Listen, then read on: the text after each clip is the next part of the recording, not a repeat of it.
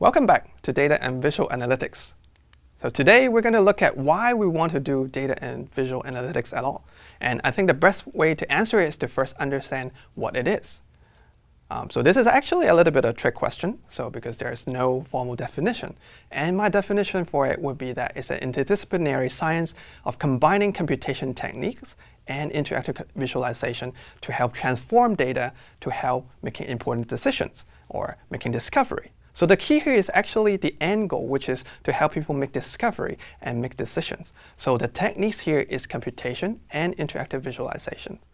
And as you might expect, because of these two combinations, there's actually quite a few of things that we want to consider. So we call the ingredients of data and visual analytics. For example, if you have data that are pretty big, then you need to worry about storage. For example, you may not be able to store on a single machine, then you need to use a cluster. In that case, then you need to worry about system design. Or if you have an algorithm that seems to work really well on a single machine, but now because you have a computer cluster, you need to scale the algorithm. So how do you exactly do that? And similarly, visualizing smaller data set is probably pretty easy, but now because the data also span multiple machines, so now to figure out how you would scale that visualization technique to work on a large cluster as well. And arguably, all these ingredients were there more or less when the data is smaller, or in the not the big data era that we're in right now. But now, because we're in big data era, a lot of things become a lot more complex. And actually, it's not going to stop anytime soon. So there will only be more and more data that you receive every day. But the good news about that is there's actually a lot of demand for people who know these kind of skills. Right? It's because a lot of businesses are actually dependent on access to these large amount of data.